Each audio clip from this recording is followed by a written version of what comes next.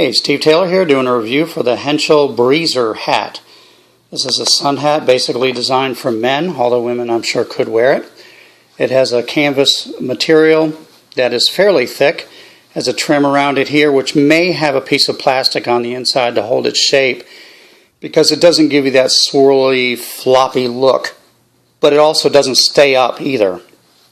So it's not formable, but it seems to be at least shape worthy if you don't want to look like Gilligan.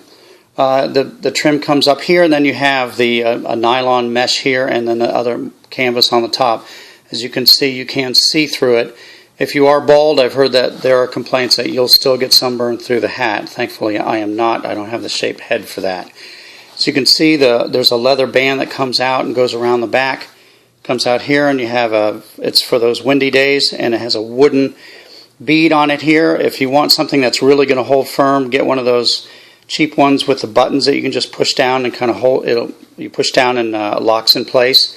So I would recommend doing that. I think I have a couple extra ones in the house. I'm going to look for them and change that out. A couple things I didn't like about the hat was the way they shipped it in a plastic bag, all crinkled up like it's a pair of socks. Really unacceptable. I think the company should charge an extra $1 and ship it in a box like a normal human being. I mean, it's an American-made hat, and I really think that they should take a little bit more pride in their work, at least in their shipping. And this thing here won't go back in place, and I don't know if I can iron this because this is vinyl. So it's got this stupid crease here because the quality control person was out smoking a cigarette at the time, or they don't have one. I don't know. But they make a good hat. That's really a shame that they got to mess up on a couple of counts. So anyway, I am a medium, large, right as the measurements go on the Henschel website. I'm right in the middle. So I went with large, and it's actually too small. So I think that's a quality control problem because a bunch of reviewers said the hats run big, and then a bunch say they run small.